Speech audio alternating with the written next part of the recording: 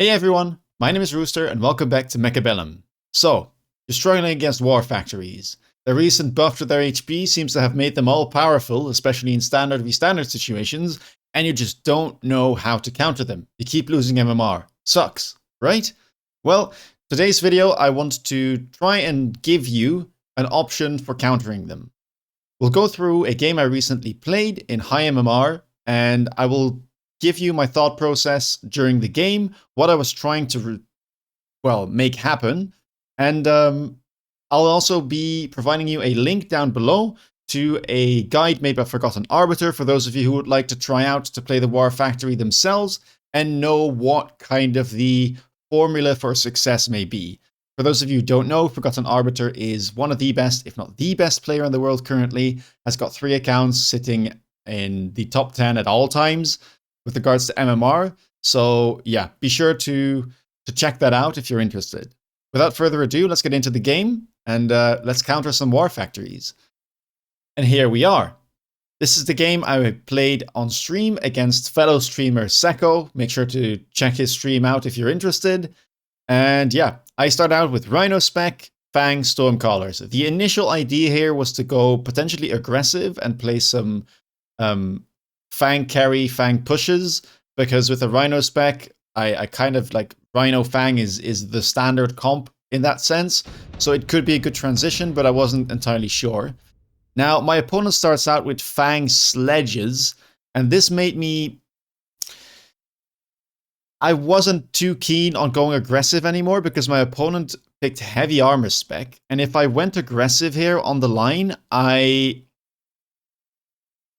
wasn't sure if I'd be able to win. I thought that the sledges would just crush all of my Fangs, and then if he goes for the same thing, Fang carries, he would be gaining more XP because I imagine I would be losing the first couple rounds. So with this in mind, I thought, okay, I can't go aggressive here because if he goes aggressive, I get punished way too hard. And I can just play standard, and that gives me a better chance of winning, I think.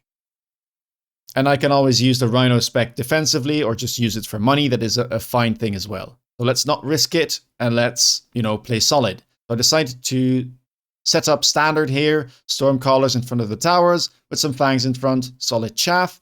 And then I probably pick up some crawlers here because I don't really want to play things like Marksman. It's horrible versus the chaff.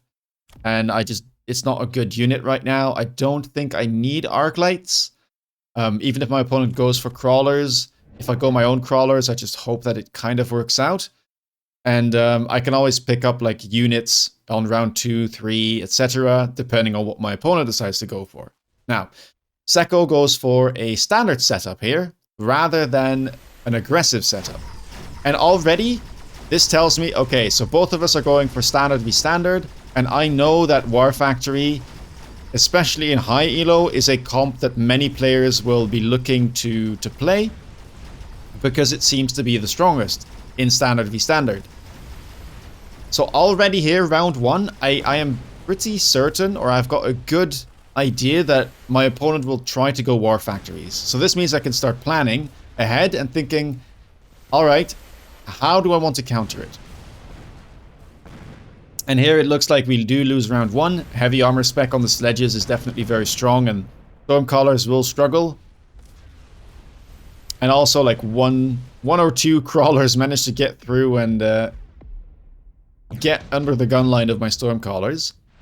So yeah, enhancement module shows up. Now this is a bit of a nightmare for me because enhancement module is very, very strong. Of course, I can go it myself too. The problem is if I lose these first couple rounds, I won't get levels. So I will pick it up here because I think it's kind of mandatory, and my opponent does the same thing. This item, it allows you to just sell or like level your units and sell them, get some money, and it just makes it so that you can get to your war factories earlier. You can get your tech upgrades. You can buy additional factories, or even you will have some extra cash to upgrade them. So this creates even more of a threat. Now, I decide to pick up another pack of Stormcallers. I don't really like any of the other options. I could have gone for Phoenixes, but because I picked up Enhancement Module, I thought, you know, I'm not going to buy one Phoenix here. Let's just buy another Stormcaller. I think it's decent into everything he has. And let's just buy another pack of Fangs and hope that that helps out with the crawlers. Now, my opponent goes for more crawlers, unfortunately, so I likely will be struggling this round. And I probably could have used some arc lights as well. So like double arc light purchase here would have been fine. Like double arc light and one Fang, that would have been an option. So, if I know my opponent is going to go for war factories, I have a couple options. The first is I go my own war factories. But I don't really like that because my opponent is heavy armored. So all the steel balls he's going to spawn, the war factory itself will have 17% more HP than mine. And I don't like those odds. I think those are not good odds for me, so that is kind of out of the question. So what else do I have? Well, I can try and go for mass melters, but I find that to be a very difficult comp to pull off because usually you will need like 4 or like you will need like 2 melters, sometimes even to be reliable against a single war factory. And I just haven't had much success with it at all. And so that leaves us with the third option, which would be vulcans. Yes, I know what you're thinking. Wait a second, Rooster, what are you on about? Vulcans are very, very bad against ultra tanky units. Surely the tankiest units of them all, the War Factory, would be the biggest counter to the Vulcan. Well, it depends on your tech upgrades. I started running Ignite Vulcans. Let's speed this up a little bit, as my opponent does take the second round here. And Ignite Vulcans with range are actually pretty decent against War Factories. And if they can get some hits on them, the War Factory will just die to the Ignite. And it actually is pretty okay at clearing all of the chaff, all of the ground chaff that the War Factory produces. So that is kind of what I'm going for here. Now my opponent decides to go for subsidized Stormcallers. I don't really like it. I was considering for a moment to go mass Stormcallers, but I don't find it to be very reliable. And yeah, I decided to go for supply spec, which was offered there, try and make some more cash, especially because my opponent seems to be a bit further ahead of me in terms of the enhancement module and the money he's creating. Both of his sledges were able to level, so he leveled one, sold them, leveled the other. I leveled my Stormcaller. I didn't sell it because I thought I kind of needed it for now to try and win some rounds, or at least mitigate the damage. I purchased my first Vulcan, so here I'm starting to set up because I will need to. And I put it on the side where I didn't have the leveled Stormcallers because I thought this side might win a bit more easy with the leveled callers. Vulcan here did a good job. Cleared just about everything. Does go down now to the Stormcallers, but looks like my Stormcallers should be favored as we were able to clear the chaff just that little bit faster. So round 3 goes in my favor. And let's see. So Sacco decides to skip here. I see the super heavy armor card. And that is a pretty good item for me. It is very expensive, 350 for that item. But again, I'm expecting War Factory, which is already hitting the board round 4. I was actually expecting it round 5, which is more common, but it looks like the enhancement module here is putting in some work for Sacco. So yeah, this is going to be a bit of a surprise. I know my opponent won't go melters or anything, so like if this is able to tank for longer, especially once it has the Ignite in the range, it might mean that the Ignite hits the War Factory for just that little bit longer. And it'll be able to tank the shots from produced Phoenixes or the War Factory itself for much, much longer with the additional hit points there. 200% increased. I mean, it's sitting at 116,000. That is a big boy. That is a big boy. I do have my Rhino as well. I was wondering on putting it on the flank, but I thought, yeah, he's going to put maybe something here on the sides. I don't really know like which side he's going to put something, so I'm just going to keep it on my board defensively and see if it does anything. If it doesn't work out, next round I can sell it for 300 and make some cash. I purchased my second Vulcan because, again, I thought that the War Factory would be coming out next turn, so I would have another round to set up, but seems like I don't. So there it is. First War Factory with Phoenix production. Phoenix's first is painful. I don't have any anti-air, so yeah. I was planning on getting that at a later stage, but seems like this round I won't be able to take it down. My fangs are likely going to die before that War Factory goes down, and it's unlikely it goes down at all. I mean, I have no damage right now. We're able to clear the other side though quite easily. And now it's all about damage mitigation. If I can manage to clear as much of his units as possible, that'll be great. I'm still sitting at 4,000 HP, so even if I take 1,000 or 1,500 here, it's alright.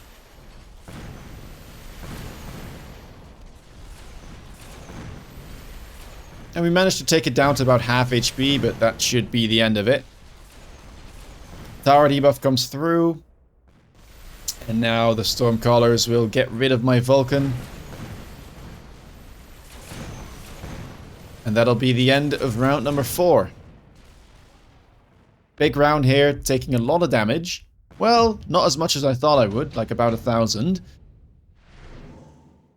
Assault Vulcan is horrible. I don't want to lose the range. I need the range. Haste module is good though.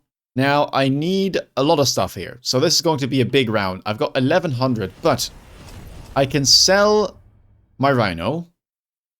Go to 1,300. And here I actually want to get range and ignite. And that looks like what I'm doing this very turn. So both range and ignite picked up on the same turn. I think it's a worthwhile investment. I need both to have a chance at all of winning the game. And yeah. And I pick up some Mustangs here in the back. Put the haste module on that. I could have put the haste module on a Vulcan, but I'm thinking about potentially getting a better item for it, or even using the Stonk module, well, the enhancement module. We call it Stonk module, to level it for free, if it levels. Sacco here decides to purchase 2 more techs, so now has it fully teched, producing every single unit it possibly can, steel balls, sledges, and phoenixes, but doesn't have a second one. And let's see what this guy can do. The nice thing here about the Vulcan is it's able to clear all of the chaff, the crawlers and such, really easily.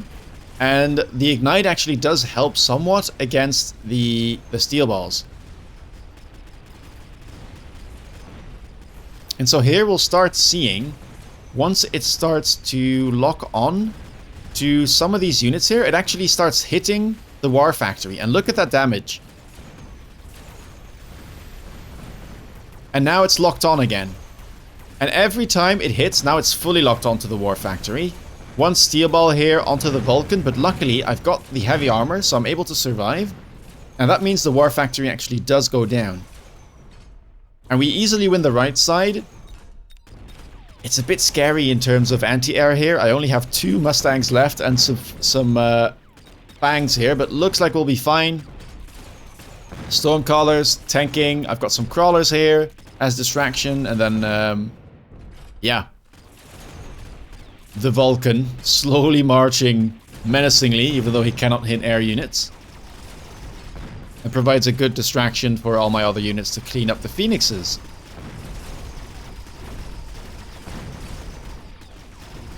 Alright, so we bounce back in round 5. Had a bit of a setback there with the early War Factory, but seems like we managed to get to a point where we're solid.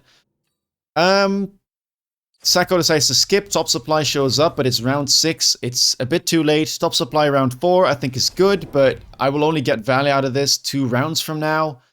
And yeah, I don't think this game will go that long. I think we'll end this in 2 or 3 rounds, so I prefer to get the instant money. I sell my Stormcallers here, and I have the enhancement module.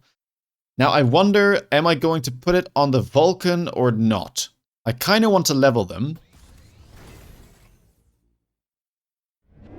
but I could also put it on Stormcallers and just start selling those. The thing is, if I put it on the Vulcan, I don't want to sell it anymore. So I'll get the 200 free resources basically for leveling it up, but I likely won't be selling it anymore, so I can't get more out of the other units. And here I'm pretty happy with the situation I'm in. I pick up 2 more sets of Mustangs and immediately grab the range so that they have better survivability and don't get in front of my Vulcan. And yeah, I mean, we level both of the Vulcans and I grab a 3rd one in the middle just to help out with the chaff, and also to potentially have a 2nd one to help with taking out war factories, because I do expect a 2nd one to hit the board now. My opponent also goes for EMP Phoenixes here, and this is a very, very important tech. If you're playing a War Factory mirror, or even if you're up against what I'm playing right now, EMP Phoenixes are great. If they can lock onto my Vulcans here, they will disable their range and the ignite, and that will basically render them completely useless against the War Factories. So EMP is a very, very strong tech here, and I have to try and protect my Vulcans for as long as I can. Looks like this guy is locked on though. So here we're burning it, both Vulcans locked on. First one goes down, 2nd one is locked on as well. And I'm able to take it out just before it gets EMP'd. Really, really nice. And so we make our way to the tower. Debuff will come through, and I still have plenty of Mustangs left on the left side to take out all of these Phoenixes. This will be a big ground, especially if this Vulcan survives. That looks like a 15 to 2,000 damaged round. Let's have a look. Yeah, I mean, that's 1900 damage right there. And here, I have to say, I get a bit lucky. Parasitic ammo shows up. That is a fantastic item for my Vulcan. And now I'm very happy I didn't use the enhancement module to level this, because it means that this level 2 Vulcan has an item slot available for the parasitic ammo. Oh, I didn't mean to go there. Woo! Sorry. Accidentally clicked on the Vulcan POV there. But yeah, parasitic ammo is great. I mean, you can see how many units they're killing right now. 243, 178. And especially if this kills a Vulcan or assists in killing the Vulcan, which, I mean, it's going to have to do because this is the only damage I really have, the meaningful damage against the War Factories. I believe a War Factory spawns 78 crawlers upon death.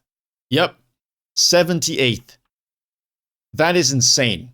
So if I'm able to take one out here, it'll give me good chances. And also, any of the units that are spawned and killed will also produce crawlers. So that means that all the Phoenixes are distracted for longer, and the War Factory is distracted for longer. Opponent decides to put some crawlers here on the flanks. I don't really know why. I guess he was trying to pull some of my units away, which means that I have less of chaff in front of my Vulcans, and that gives a better chance to the Phoenixes of hitting my Vulcans and disabling them.